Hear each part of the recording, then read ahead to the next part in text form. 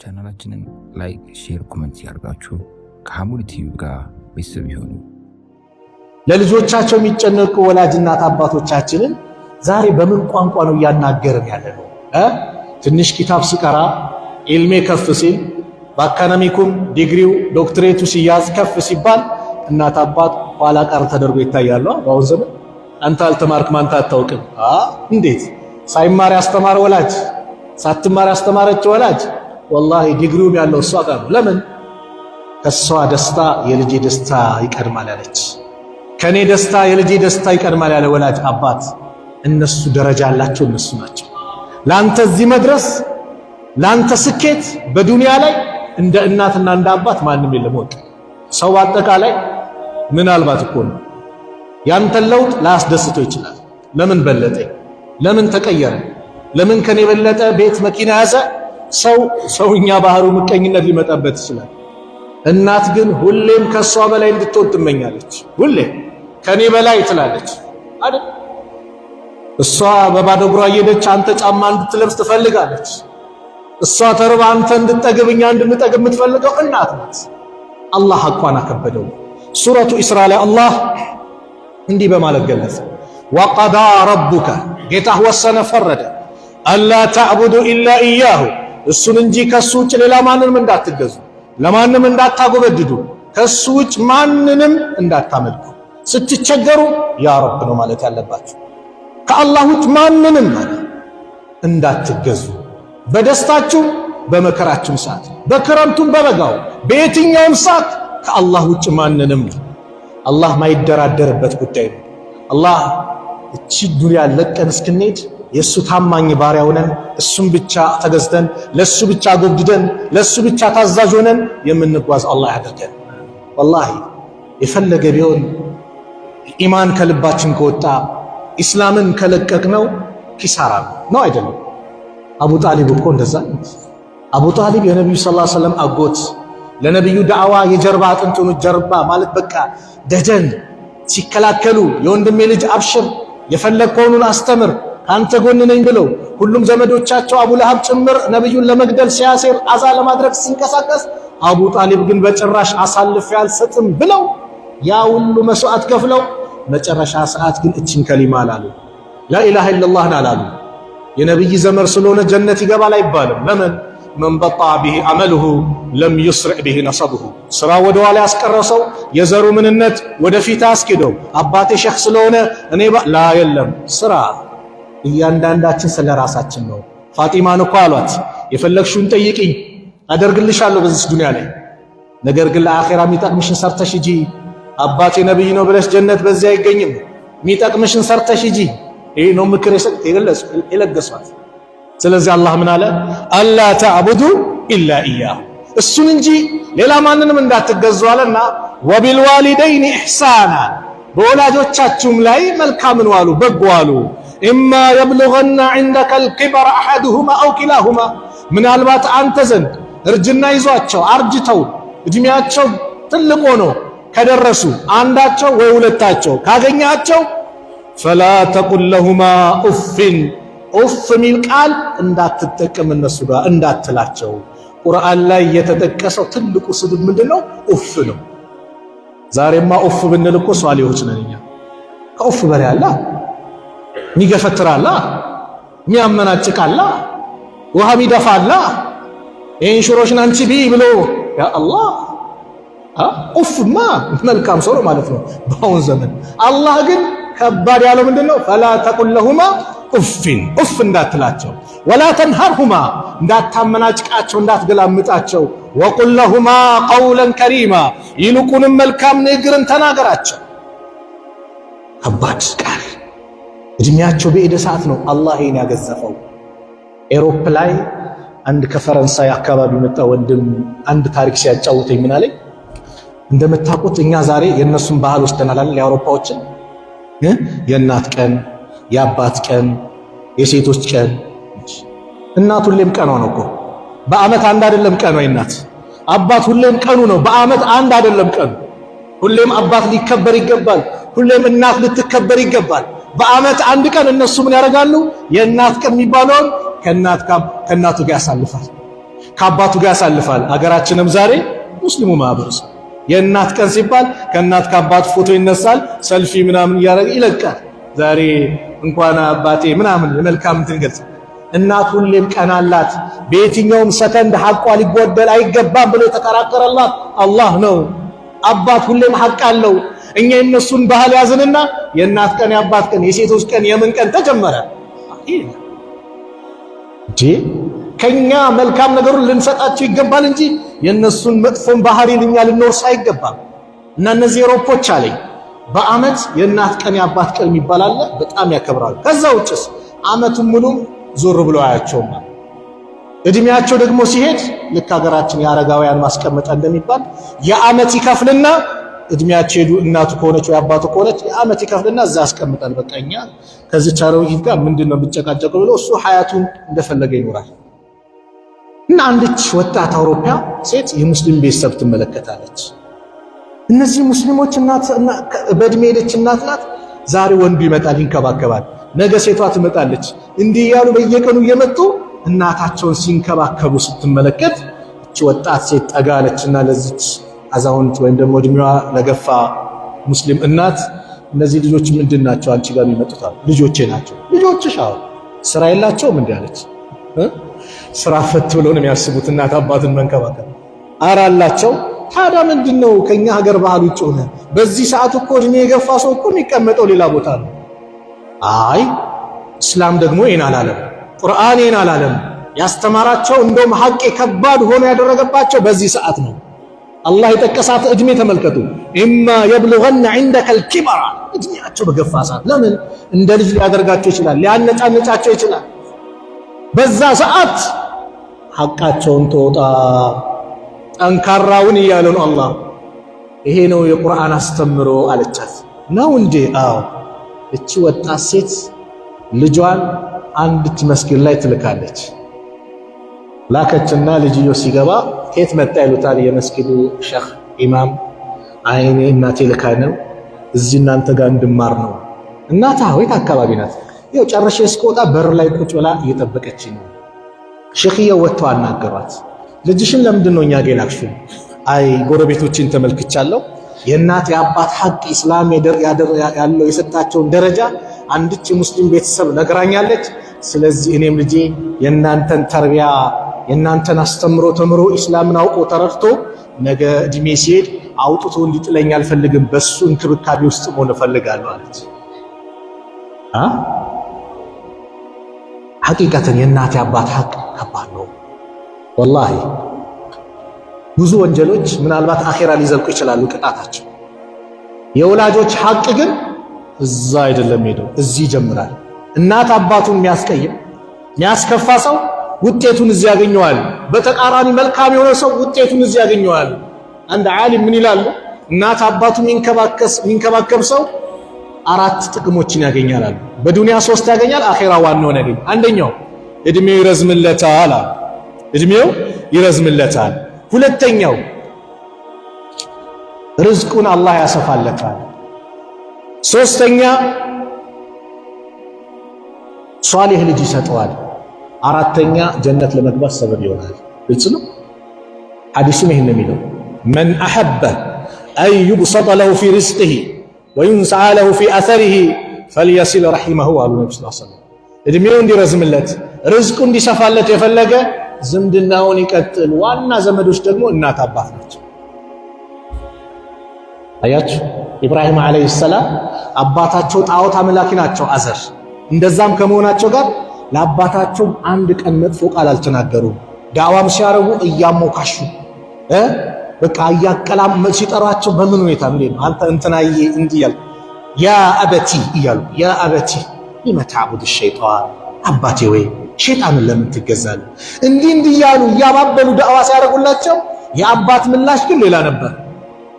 እዚህ ድርጊት አትቆጠብም፣ አትተወኝም፣ ውጣ ከዚህ እቀጠቅጣለሁ፣ እግራሃለሁ። ይሄ ነበር የአባት መልስ። ቃለ ሰላሙን ዐለይክ፣ ኢብራሂምስ ሰላም ባንተ ላይ ይሁን። አያቸው ለአባታቸው ሷሊህ ነበሩ ይላሉ ዑለማዎች። አላህ ሷሊህ ልጅ ሰጣቸው። ማንን? ኢስማኤልን። ኢስማኤል ዐለይሂ ሰላም ኢብራሂም በመናም ሲያርዱ ታዩ። በመናም ተመለከትኩኝ፣ ምን ትላለህ አስተያየት አለ ሲሉት ሷሊህ አባት ናቸው፣ ልጁም ሷሊህ ነው። እሳቸውም ለአባታቸው ሷሊህ ስለነበሩ አላህ ሷሊህ ልጅ ለገሳቸው። ኢስማኤል መልሳቸው ምንድነው? ያ አበቲ ኢፍዐል ማ ቱእመር ሰተጅዱኒ ኢንሻአላሁ ሚነ ሳቢሪን። አባቴ ወይ የታዘዝከውን ፈጽም፣ አላህ ካለ ከታጋሾች ሆኜ ታገኘኛለህ። ረደኝ፣ ደግሞ ስታርደኝ እንደ ውስጥህ እንዳይባባ እዝነት እንዳይመጣ ፊቴን ወደ መሬት ደፍተህ ከጀርባ በኩል ጀምገል ቁረጠኝ። ትእዛዝ ነበር አላህ ያዘዛቸው። ፈተና ነበረ። ፈተናውን ተወጡ። በትልቅ ሙክት አላህ ቀየረላቸው። ጀነት ለመግባትም ሰበብ ይሆናል። በተቃራኒስ እናት አባቱ የሚያስቀይም እድሜው በረካ አይኖረውም። መኢሸተን ደንከ የተጨናነቀ ኑሮ ነው። ገንዘብ ቢኖረውም ደስታ ምናምን የሚባል የለውም፣ ጭንቀት ነው። አልጀዛኡ ሚን ጂንሲል አመል ነውና ሰው እንደየእጁን ነው የሚያገኘው፣ ይሰልጥበታል። ጀሃነም ለመግባትም ሰበብ ይሆነዋል። ነቢዩን ሰለላሁ ዐለይሂ ወሰለም አብዱላህ ብን መስዑድ የሚባሉት ታላቁ ሰሃባ መጥቶ ጥያቄ ጠየቋቸው። ምን አሉ? አዩል አመል አሐቡ ኢለላህ፣ አላህ ዘንድ በጣም ተወዳጅ የሆነ ስራ ምንድነው ብለው ጠየቋቸው። ነቢዩ ሰለላሁ ዐለይሂ ወሰለም ምን አሉ? አሰላቱ አላ ወቅቲሃ፣ ሰላትን በወቅቱ መስገድ ነው አሉ። ሰላት ጉዳይ ወንድሞች አንሸራርፈው ሰላትን አንድ ያለችን ሀብት እጅ ናት ነው አይደለም? ዘካ እንዳንሰጥ ሀብት የለም፣ ሐጅ ዑምራ እንዳንደጋግም ሀብት የለም። እቺ ግን ዑዝር የሌለ የሰላት ዑዝር ሁለት ነው በየቦታው የምናገረው። የተኛ ሰው ሲነቃ ይስገድ፣ የረሳ ሰው ባስታወሰበት ሰዓት ይስገድ። አለዛ ቆሞ መስገድ አቃተው ቁጭ ብሎ ይስገድ። ቁጭ ብሎ አልቻለም፣ ተኝቷል፣ ሆስፒታል ላይ ነው፣ መንቀሳቀስ አይችልም፣ አቅሉን አልሳተም አይደል? አዎ በቃ በዛው ባለበት እያጣቀሰ የሚባለውን እያለ ፋቲሃውንም እየቀራ ዚክሩን ምኑም እያለ ይስገደው ከተባለ አፍያው ነው ሰላም ሆኖ ሙአዚኑ ሐየ ዐለ ሶላህ ሐየ ዐለል ፈላህ ብሎ ጥሪ ሲያደርግ አይ ቆይ ደርስበታለሁ ብሎ ወደ ኳሱ የሚሮጥ ከሆነ ኳሴ ይበልጥብኛል ሚል ከሆነ እንዴት እቺ ሰላት ነገው መልቂያም አላህ መጀመሪያ የሚተሳሰበን ትልቁ የዒባዳ ክፍል የመጀመሪያው ከዒባዳ ሰላት ነው። ሰላት ያማረለት ሰው ሁሉም ያምርለታል። ሰላት የተበላሸበት ሁሉም ይበላሽበታል። በየመቃብሩ ስንሄድ ትልቅ መልእክት አለ እኮ ስንገባ ሳይሰገድብህ ስገድ ይላል። አዎ ዛሬ አልሰግድም ብንል ይሰገድብን ግን እንገባለን። የዛኔ ያ ሰዓት ደግሞ ከባድ ነው። ስለዚህ የሰላት ጉዳይ ላይ በምንም መልኩ ዙሁር የሚሰገደው በዙሁር ሰዓት እንጂ አስር እያለ አይደለም። ቆይ ይብሰል ብለን እናብስ ምንድነው የሚበስለው? ባለ ምግብ ነው። ሰላትን እንዲያርግ አንድ ሀብታችን ናት። እችን ሀብታችንን እንያዛት። ሐቂቃ የፊት ብርሃን የሚያመጣ ደስታን የሚያመጣ ርዝቅን የሚያሰፋ ከአላህ ጋር እንድንነጋገር የሚያደርግ ውይይት እኮ ነው የምናደርገው። አልሐምዱሊላህ ረብል ዓለሚን ስንል ሐሚዳኒ አብዲ ባሪያ አመሰገነኝ ያለ አላህ መልስ ይሰጣል። የኢባዳ ክፍል ላይ ጥንቃቄ እናድርግ ነው። ስለዚህ በጣም ተወዳጅ ስራ ሰላትን በወቅቱ መስገድ ነው አሉ። ቁልቱ ثم አይ ከዛስ ቀጥሎ አልኳቸው አለ። ቃለ ቢሩል ዋሊደይን እናት አባት ላይ ለእናት ለአባት መልካም መዋል ለነሱ በጎ መዋል አሉ። ቁልቱ ثم አይ ከዛስ ቀጥሎ አላቸው። ቃለ አልጂሃዱ ፊ ሰቢልላህ በአላህ መንገድ ጂሃድ ፊ ሰቢልላህ መታገል አሉ። አይ የእናት የአባት ሐቅ ከጂሃድ በፊት ነብዩ ሰለላሁ ዐለይሂ ወሰለም በዚህ መልኩ አንዱ ሰሃቢ እንደው የአላህ መልእክተኛ እኔ ከእርሶ ጋር በቃ ጂሃድ መውጣት እፈልጋለሁ ከአላህ ዘንድ አጅር ፈልጋለሁ። አጅር ከአላህ ፈልገ ነው? አዎ። ወላጆች በህይወት አንዳቸው ወይ ሁለታቸው አሉ? አረ ሁለቱም አሉ። ሁለቱም አሉ? አዎ። አንተ የፈለከው አጅር ነው አይደል? አዎ። ተመልከቱ፣ አጅር ከአላህ። አዎ። በል አጅርን ከአላህ ታገኛለህ። በእነሱ ጉዳይ ታገል፣ እነሱን ሂድና ተንከባከብ አሉት ነብዩ ሰለላሁ ዐለይሂ ወሰለም። አንደኛው ሰሃቢ ደግሞ እናቴ ጂሃድ ስመጣ አለቀሰችብኝ፣ ወላጆች ተከፉ ሲል ሂድና እንዳስለቀስካቸው ተመልሰ እነሱን እየተንከባከብ አስደስታቸው አሉት ነብዩ ሰለላሁ ዐለይሂ ወሰለም። ከሰው ሁሉ ጓደኛ ማንን ሊያዝ መን አሐቁ ቢሁስኒ ሱህበቲ አላቸው። በጣም ተገቢ የሆነ ከሰው ሁሉ ለኔ ጓደኛ ላማክረው የሚገባ ማን ነው ብሎ ሲጠይቃቸው ቃለ ኡሙክ እናትህ ናት አሉት። ثم من ከዛ አስከትሎ ማንን ሊያዝ ቃለ ኡሙክ አሁንም እናትህ ናት አሉት። ቃለ ثم من ከዛ አስከትሎ ቃለ ኡሙክ ሶስቱንም ወርቁንም ብሩንም ናሱንም ለእናት ሰጡ ማለት ነው። እናትህ ናት አሉት። በአራተኛው ثم አባከ እዛም አባትህ ነው አሉት። እናት 9 ወር ተሸክማ አንድ ቀን ሰለቸኛለች። እንዴት ነበር ስትጨነቅ፣ ጽንሱ ተጎዳብኝ አልተጎዳብኝ። በዘመኑ ደግሞ በየሆስፒታሉ ሂደው ክትትል እያደረጉ መኪናው መንገዱ ፒስታ ከሆነ ኮረኮንች ከሆነ ሹፌሩን ቀስ ብለን ዳ ለምን በሆዷ ላይ ያዘችው ጽንስ ልጇ ጉዳይ አስጨንቋት በዛ ጭንቀት መከራ አርግዛ ምን ብላ ያ ሁሉ ምጥ አሰቃይቷት ወልዳ አፍንጫ ሲዘጋ በተለያየ ነገር ሲታፈን ሁሉም ሲጸየፍ ባፏ መጣ ያንን ጭንቀት የገላገለች ስታለቅስ ምታለቅስ ስትደሰት ምትደሰት ስትታመም ምትታመም እሷ ሌሊቱን እንቅልፍ ስጣት አብራ ምታጣ ማን እንደናት አላህ ሐቋን አከበደው ከባድ ነው ሐቋ አባትም እዚህ ያለ እዚህ ጋር የሆነ ህግ አስከባሪ ሲያባሩ እየተሯሯጠ ድንጋሚ እየተሸከመ በቢሮ ዛዛ ያለ ቢሮ እያለ የውጭም ጉዳይ ከሆነ ደግሞ በውጭ ሀገር ላንተ ቀለብ ለምን በአየርም እየደንደው በሰላም እገባለሁ አልገባ በጭንቀት ያ ሁሉ መከራ ለማን ላንተው ቀለብ የለፋ አባት አላህ ሐቃቸውን ቀላል አላደረገው። ስለዚህ እናት አባታችንን እንንከባከብ። ጀነትን ከፈለግን አላህ እንዲደሰትብን ከፈለግን ወላጆቻችንን እናስደስት። በተለይ ወላጆች ከዚህ ራቅ ያሉ ክፍለ ሀገር ሄዱ ወላጆች መንገዱ በአሁኑ ሰዓት አላህ በተለይ ርዝቁን ያሰፋለት ሰው ቀላል ነው አይደል? በአንድ ቀንም በፕሌን እኮ ደርሶ መምጣት አለ። አመት ጠብቀን በዓል ብቻ ጠብቀን የሆነ እንዴት ቢያንስ በጣም ከአቅማችን በላይ ከሆነ አላህ ያገራው ወቅት ነው አይደል? ስልክ አለ እኮ እማዬ እንዴት ነሽ? እግሯን እሻት ጀርባውን እሻው አባት ሲመጣ ክብሩን ለግስለት። ዑለማዎች እኮ የሐቅን ከባድነት ሲናገሩ ፊትን እነሱ ላይ ማኮማተር ማጨፍገግ ከባድ ስለሆነ መድኃኒት እንኳን ስትውጡ እነሱ ፊት እንዳትውጡ። ለምን መድኃኒት በተፈጥሮ ምንድነው በጠቢያው የሚመር ነው። ሰው ሲመረው ደግሞ ፊቱን ጭሽ እንዲላል አይደል? እናት አባት ፊት እንዲንዳትል መንገድ የምትሄድ ከሆነ ከነሱ ኋላ ሂድ። አንተ ወጣት ነህ፣ በአንተ ስቴፕ በአንተ እርምጃ መራመድ አይችሉም። ቀስ በል። ምናልባት ፊት ለፊት አደጋ ካለ በር ምከፍት ከሆነ የመሳሰሉት ከሆነ ነው እንጂ ቀስ ብለህ እናት አባት ወላጆቻችን ወላሂ አብዱላህ ኢብኑ ሙባረክ እናትየው ሲሞት በጣም አለቀሱ። ምን ነው እርሱ ትልቅ ዓሊም ሲሏቸው አንዱ የጀነት በር ተዘጋብኝ። አብዱላህ ኢብኑ ሙባረክ እኮ ማለት ነገ ይሞታሉ ቢባሉ ምን ይሰራሉ ሲባሉ ምንም አሉ። ለምን ሁሌም ነገ ሞታለሁ ብዬ ነው የምዘጋጀው ያሉት ትልቅ ዓሊም አብዱላህ ኢብኑ ሙባረክ አመቱን ለአራት የከፈሉ የጂሃድ ወቅት አላቸው። ዒባዳ ብቻቸውን ቁጭ ብለው የሚያደርጉበት አለ፣ ንግድ የሚወጡበት፣ ተማሪዎቻቸውን ዒልም የሚሰጡበት ጊዜ ያ ሁሉ ተማሪዎቻቸውን ስፖንሰር አድርገው ሐጅ የሚያስደርጉ ታላቁ ዓሊም ሙጃሂድ አብዱላህ ኢብኑ ሙባረክ እናትየው ሲሞቱ አለቀሱ። ምን ነው አንዱ የጀነት በር ተዘጋብኝ አሉ። እኛስ ታዲያ በምን መልኩ ነው ወላጆቻችን እያናገርን ያለ ነው? ስለዚህ ወላጆቻችን የኛ እነሱ የሚያደርጉልን ዱዓ እነሱ የሚደሰቱብን ደስታ አላህ ይደሰትበታል። ወላጅ የተደሰተበት አላህ ይደሰትበታል አሉ ነብዩ ሰለላሁ ዐለይሂ ወሰለም። ወላጅ የተከፋበት አላህ ይከፋበታል። ስለዚህ ወላጆቻችንን ቀልብ እንንከባከብ። ያስቀየምናቸው ካለ ዱዓ አፉ በሉን እንበላቸው። ወላጆችም ካላችሁ አላችሁ እዚህ ትንሽ ልጆች ጥፋት ሲያጠፉ ደግሞ እንዳትራገሙ። እርግማን መጥፎ ነው። እንዳትራገሙ። አላህ አጥፋ አላህ ውድም አትበሉ። አላህ ቀልብ ይስጥህ፣ አላህ ሂዳያ ይስጥህ፣ አላህ ይመልስህ የመሳሰሉትን በሉ እንጂ እንደዚህ ስድብ ምናምን እንዳታመጡ። ለምን ዱዓ ሙስተጃብ ነው። ነቢዩ ሰለላሁ ዐለይሂ ወሰለም በራሳችሁም ላይ በልጆቻችሁም ላይ በነፍሶቻችሁም በንብረቶቻችሁም ላይ ዱዓ እንዳታደርጉ በመጥፎ ያደረጋችሁ ዱዓ መቼ ከአላህ ዘንድ ተቀባይነት የሚሆኑን ሰዓት ስለማታውቁት ያ ሰዓት ያደረጋችሁበት ሰዓት እሱ የሚቀበልበት ሆኖ ምን ሊሆን ይችላል? እዛኔ አላህ ሙስተጃብ ሊያደርጉ ይችላል። ታሪክ ላይ ካየሁት አንድ አባት ከልጁ ጋር ውይይት እያደረገ ልጅየው የመኪና ቁልፍ ይጠይቀዋል። አባት አልሰጥህም አለው። ከዛ እናቱን ሄዶ ተቀበይልኝ ካባዬ የመኪና ቁልፍ እምቢ አለኝ። ስጠው እባክህ ብላ የመኪና ቁልፍ ላስጠይቀው አንቺን ላከብኝ አይመልሰው አለ።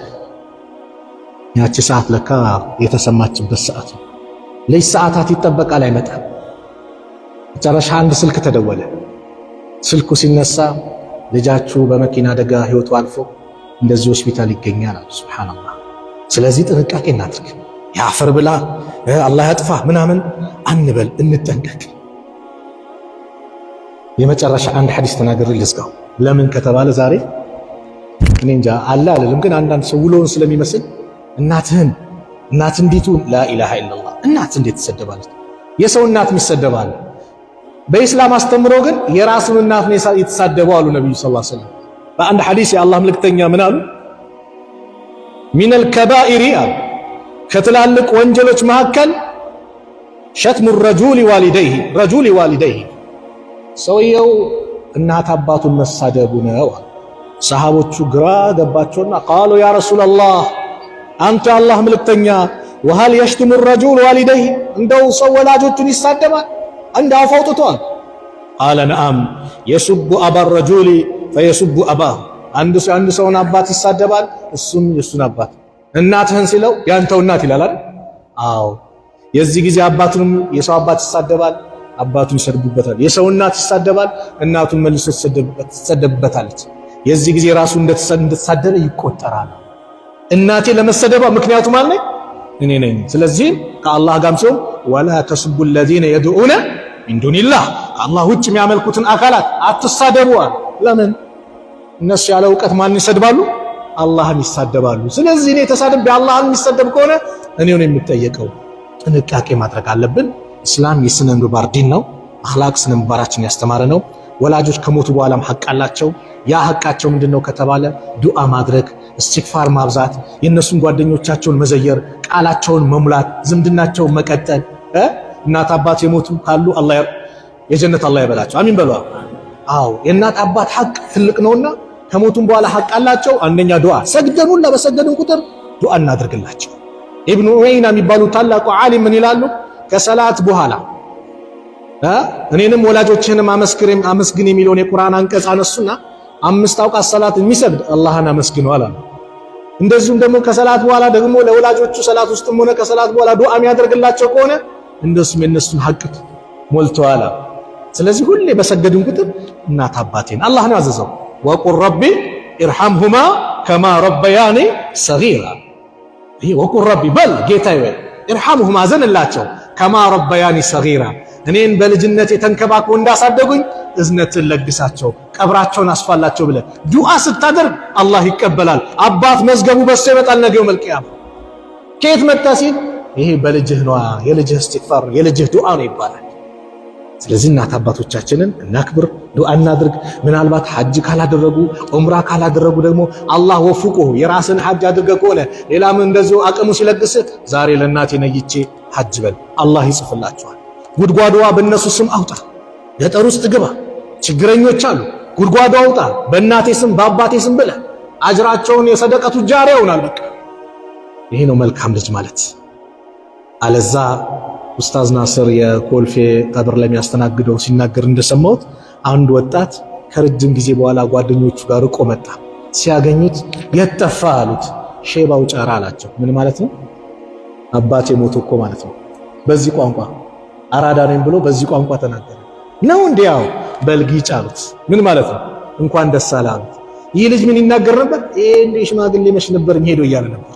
መቼ ነው የሚገላገሉ ይል ነበር። ሞተ ሲላቸው እንኳን ደስ አለ አሉት። ከዛ አይነት ልጆች አላህ ይጠብቀን። አሚን በሏ። አላህ ይጠብቀን። ሁሌ እኛን ዱዓ የሚያደርጉልን የሚንከባከቡን ልጆች አላህ ይለግሰን። እኛም ለወላጆቻችን መልካም የምንውል አላህ ያድርገን። ከሐቃቸው አላህ ይጠብቀን። ሐቃቸውን የምንወጣ አላህ ያድርገን። በወላጆቻችን ሐቅ የምንወጣ አላህ ያድርገን።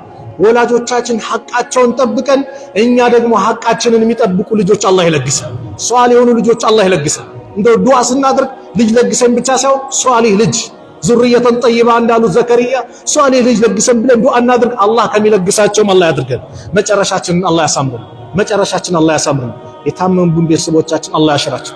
የሞቱብን ሙስሊም ወንድሞቻችን የጀነት አላህ ይበላል። ከቀብር ቅጣት አላህ ይጠብቃቸው። የኛንም መጨረሻ ያማረ አላህ ያድርግልን። እዚህ ውስጥ የተከበረ የተወደደ ቤት እንደሰበሰበን በዱንያ ላይ ሐጅ ላይ አረፋ ላይ አላህ ይሰብስበን። መካ ላይ አላህ ይሰብስበን። የሱ ቤት ላይ ይሰብስበን። በአኺራ ደግሞ ጀነተል ፊርደውስ ይሰብስበን። የሁላችንም መጨረሻ አላህ ያሳምረን። ዓለም ላይ ያሉት ሙስሊሞች ከመከራ ከጭንቀት አላህ ነጃ ይበላቸው። ነጃ አላህ ይበላቸው። ጭንቀት ላይ ያለውን በአጠቃላይ ከጭንቀት አላህ ይገላግሉ። ፊሊስጤም ያሉት ወንድሞቻችን የአላህ ነጃ አላህ ይበላቸው። በሶሪያው ያሳየንን ድል አላህ በእነዚህ ወንድሞቻችንም አላህ ድሉን አላህ ያሳየን። ድሉን አላህ ያሳየን። ሁላችንም ለወንድሞቻችን ተጨንቀን ዱዓ የምናደርግ አላህ ያድርገን። ረበና አቲና ፊ ዱንያ ሐሰና ወፊ ልአኺረቲ ሐሰነተ ወቂና ዓዛበ ናር ወሰለላሁ ዐላ ነቢይና ሙሐመድ ወዐላ አሊሂ ወሰሕቢሂ ወሰለም። ሰላሙ ዐለይኩም ወረሕመቱላሂ ወበረካቱሁ።